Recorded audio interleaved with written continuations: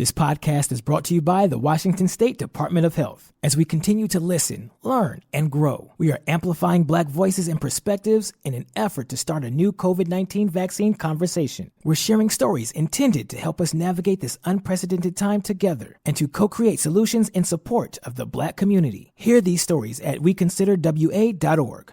Geico asks, how would you love a chance to save some money on insurance? Of course you would. And when it comes to great rates on insurance, Geico can help. Like with insurance for your car, truck, motorcycle, boat, and RV. Even help with homeowners or renters coverage. Plus, add an easy-to-use mobile app, available 24-hour roadside assistance, and more, and Geico is an easy choice. Switch today and see all the ways you could save. It's easy. Simply go to geico.com or contact your local agent today. Somebody out there deserves to be recognized. And the men's room knows just who it is. So to you, we say, bottoms up, sailor. You're the toast of our shot of the day. Drink time it is, and as usual, we head to the drink desk and Stephen Throwhill to find out who we're toasting. Yes, indeed, and today we toast Dr. Benoit Sobnak. And yes, his name does sound a lot like something you say when you stub your toe, but you're around children and trying not to cuss. Benoit Sobnak of Loughborough, England. Now, the good doctor, he was a lecturer at Loughborough University for 18 years. And he was fired last March. So why was he fired? Well, officially, he was fired for, quote, unnecessarily aggressive punctuation. Yes, apparently that is the thing. Now, the school, they mainly had an issue with how he used question marks. For example, one text he sent, it read, quote, do you have to stay for dinner? With 4 question marks. Another read, quote, why don't you listen? Well, that one had 6 question marks.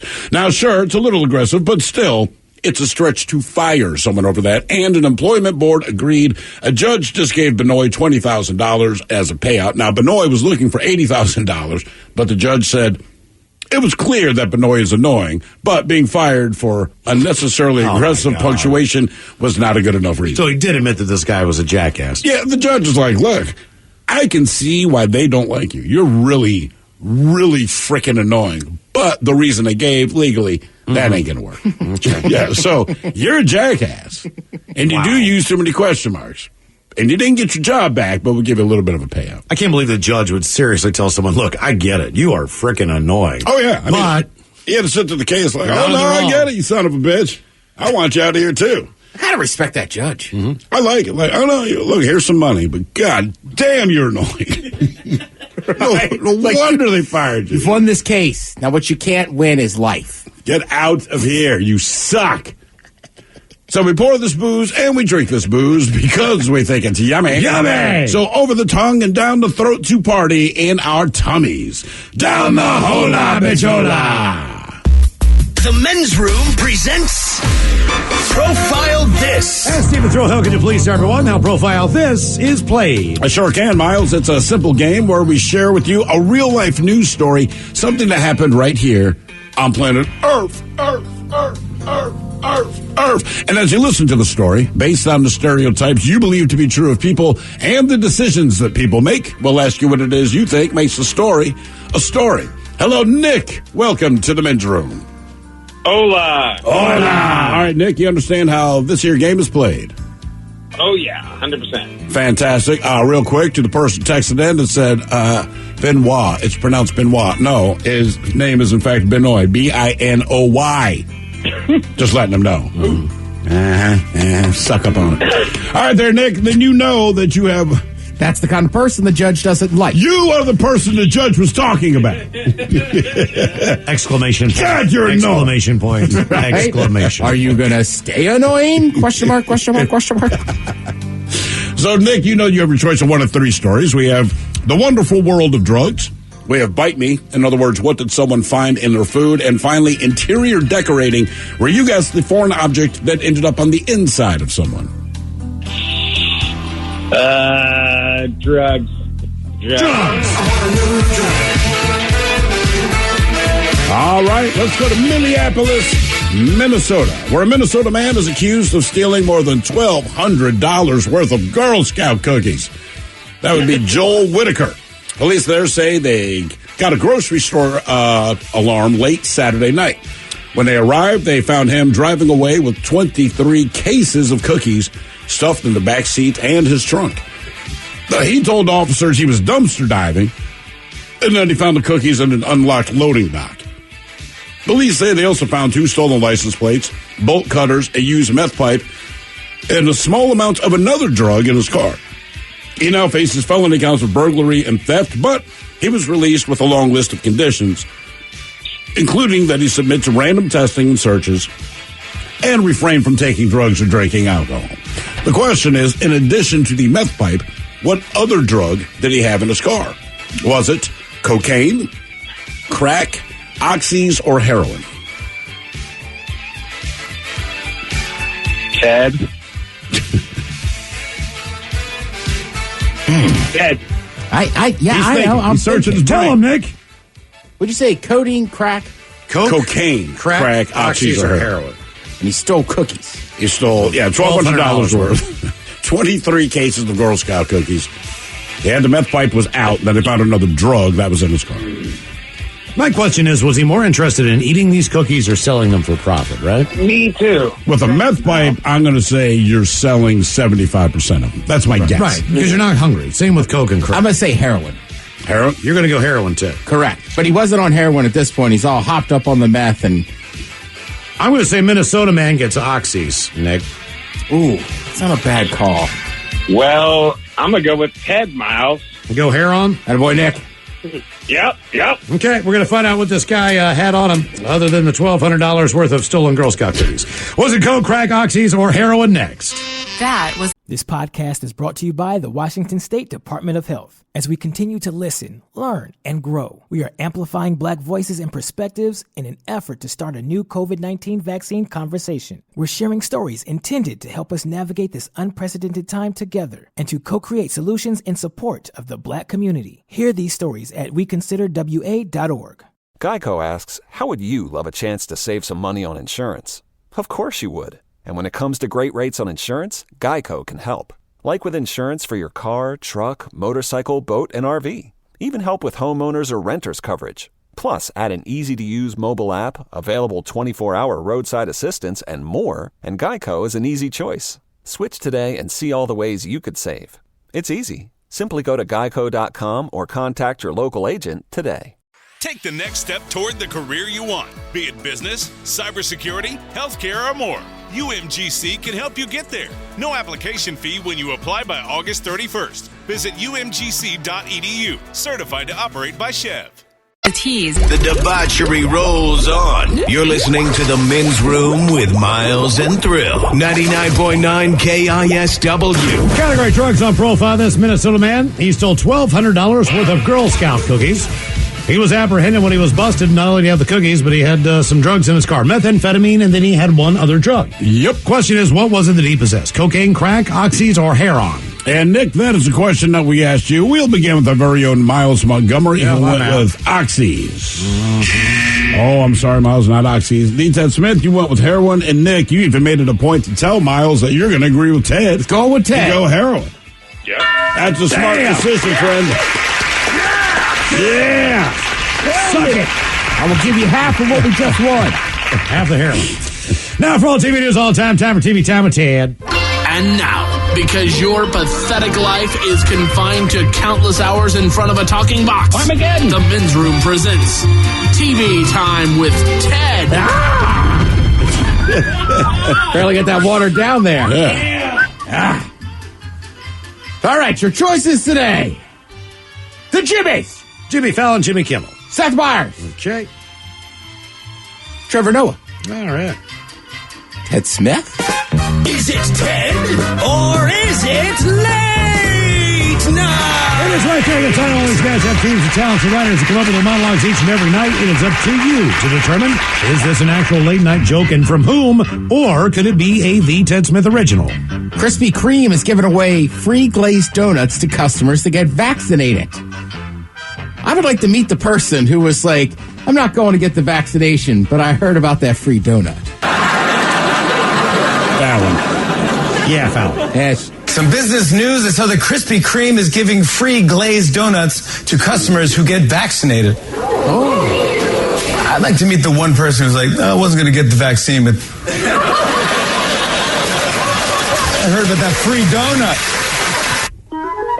You know how, like, at grocery stores, rotisserie chickens are like a loss leader? Sure. Mm-hmm. I'm starting to think the original glaze might be that, man. You think so? I don't know. I feel like Krispy Kreme is very generous with their original glaze. They are. But the specialties you have to pay for. Right? Oh, slow down there, partner. You can't just eat one. You want sprinkles on that? What was that? Did I hear fritter? I'm not even sure you're allowed to order a single donut there. Who's going to eat one Krispy Kreme? It's a dumb idea. Donut? Like, dude, I'm trying to tell you. It's not that you can't. I just would get more. Right. That's all. You're right. I have bought in 3. I have never gone to Krispy Kreme bought odd It's like the donut. person who goes to McDonald's and gets a small fry. It's like, I'm just letting you know. Maybe a medium. Well, doesn't they say the large is the same as a medium? I just think you can never go wrong with more fries. Six Flags announced it'll reopen its theme parks in California next month. When asked if they were safe, they said, I mean, as safe as we've ever been? Seth Meyers. I think that's a West Coast joke. I'm going to go Kimmel. That's Seth Meyers. Six Flags announced that it will reopen its theme parks in California next month. When asked if it was safe, they said, I mean, as safe as we've ever been. Remember, no screaming. Right. Do not scream. But enjoy this roller coaster. Somebody's going to die on a roller coaster. I can't scream. Holding it in. Yeah.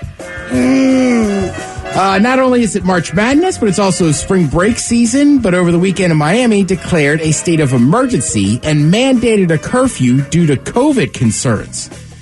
You know things are out of control when Florida is concerned about COVID.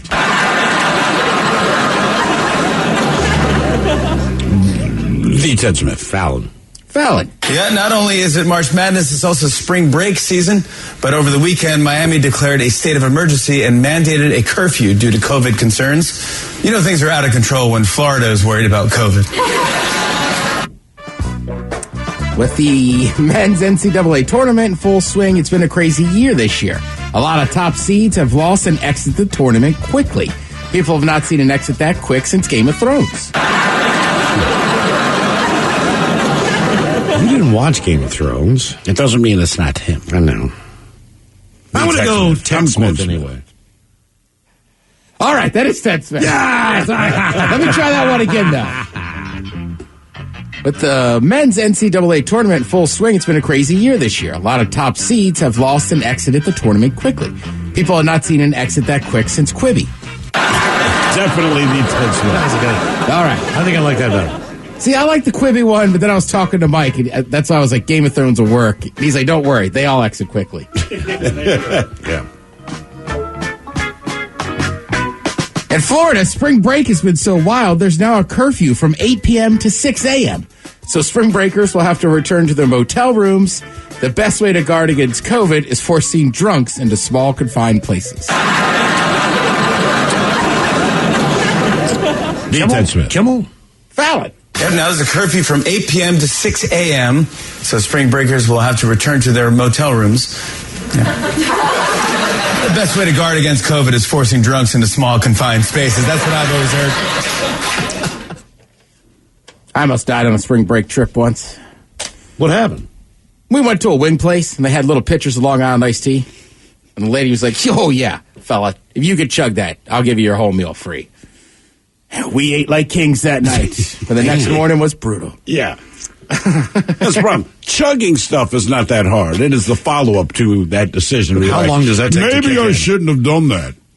I'm guessing 45 seconds. And Plus, you could eat for free, but I'm not sure if I'd want to. Yeah, I mean, again, right? I was only like 19 or something. So, I mean, fine. Yeah, I'm You're underage, but you're underage at 350. Like, there was a lot of room in there. Let's see. I watched the other day the movie about the last Blockbuster.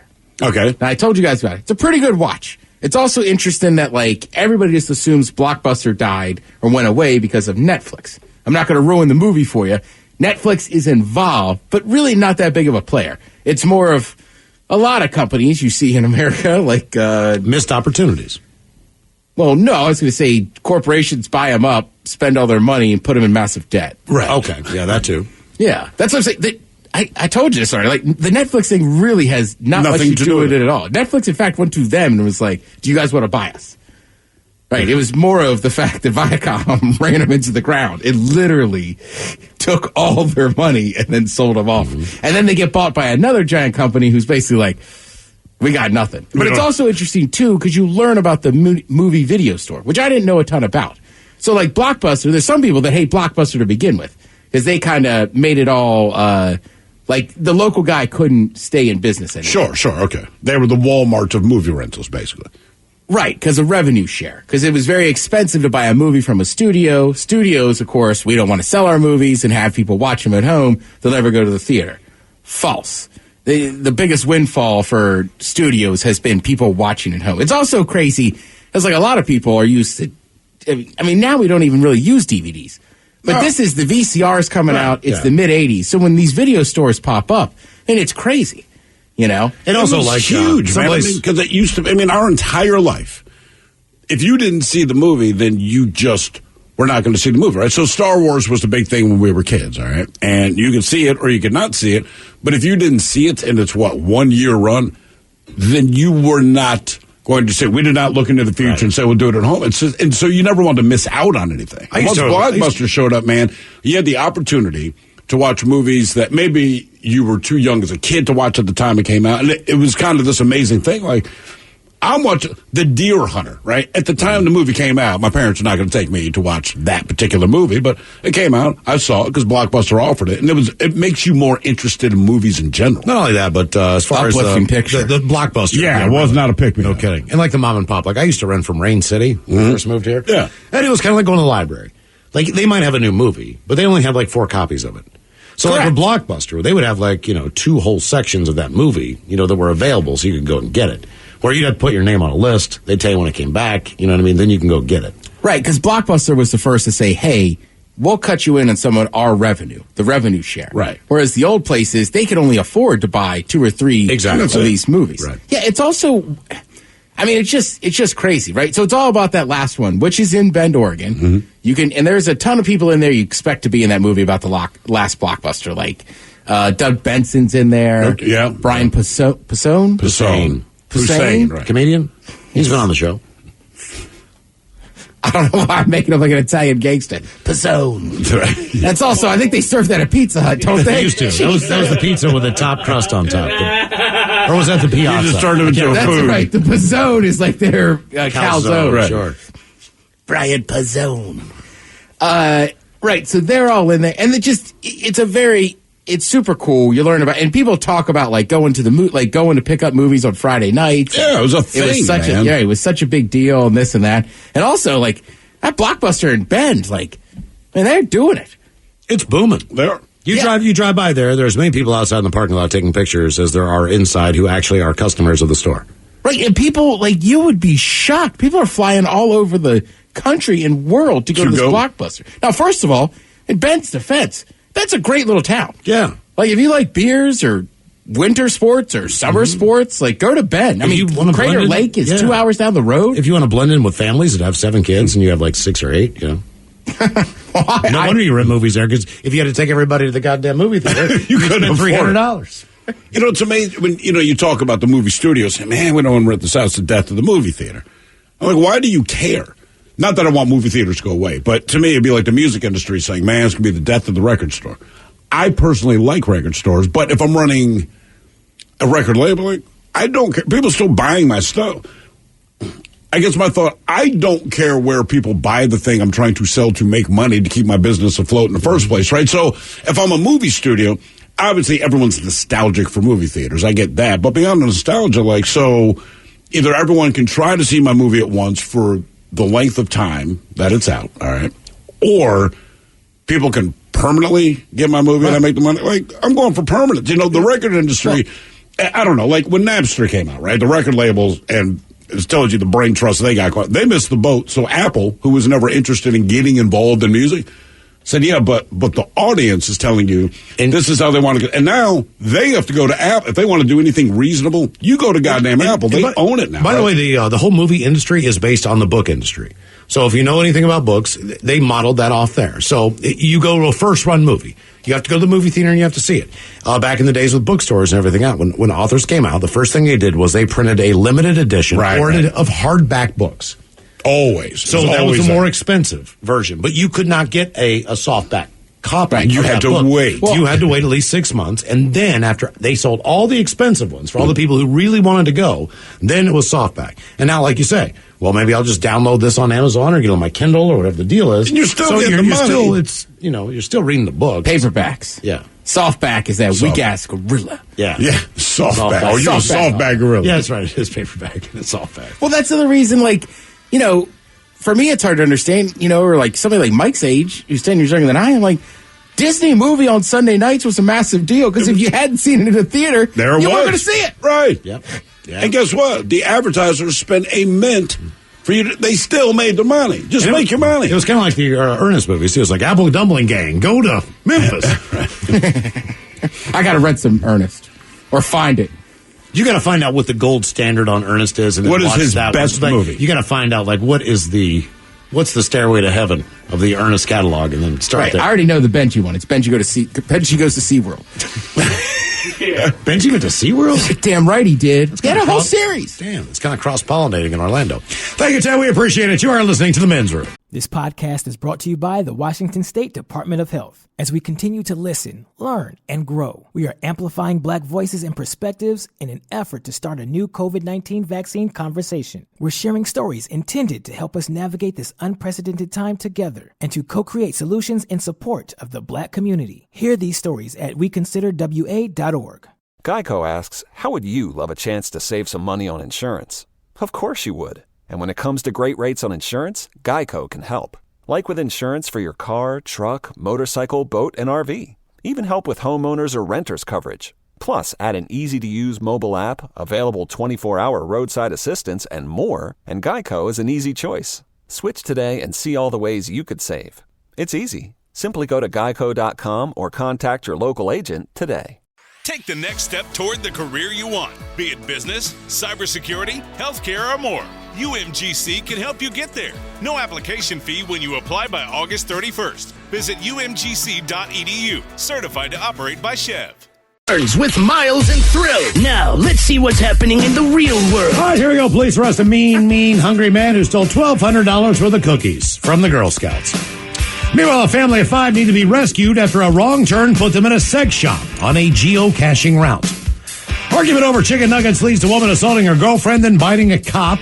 Man tries base jump off the 14th floor in Panama City and looks like we're going to need a mop.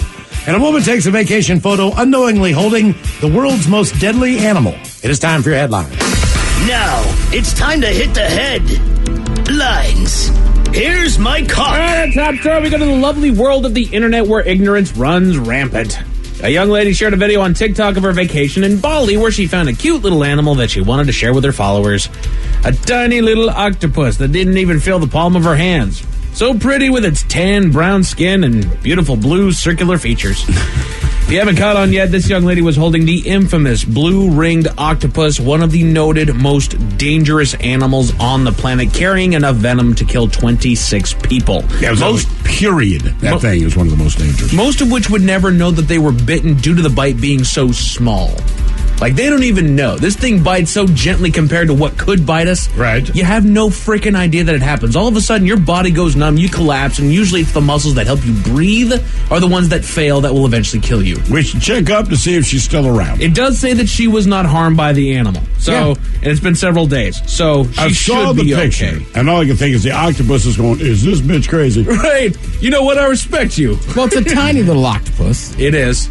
It's tiny, it's cute, the markings are great, but but that thing packs nothing but venom, man. She did eventually figure out what it was and then freaked out, called her dad in tears apparently, when she found out oh, by the way, I had death in my hand. Yes. Crime. I saw the picture and I almost threw my laptop. I can't handle that. Here, let me pet this tiger. I think the first thing I would do before I got in the water in that situation was find out what I can and cannot touch. It's Australia, everything. I'm not going to try to touch anything in the water. No. Note to self, kids, if you don't know what it is, please don't touch it. You might save your own life. In other news, a man in Minnesota was arrested for settling his sweet tooth. Officers got a call from an alarm at a nearby grocery store where they found our man.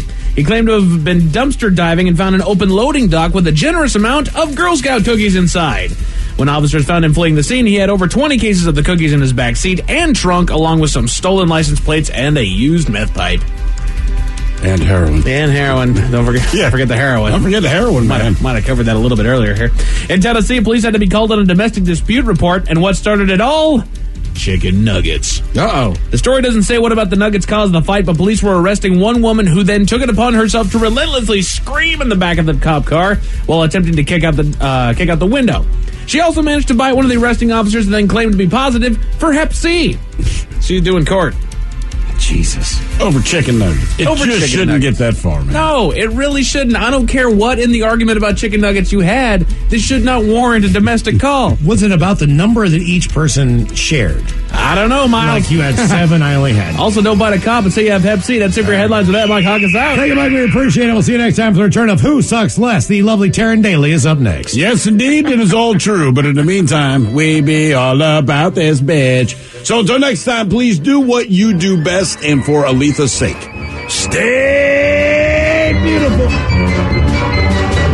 The Men's Room has been taped before a live studio audience. Wardrobe and makeup provided by Mantastic Limited. This has been a presentation of the Men's Room Radio Network. Oh, man! A Double Flush production.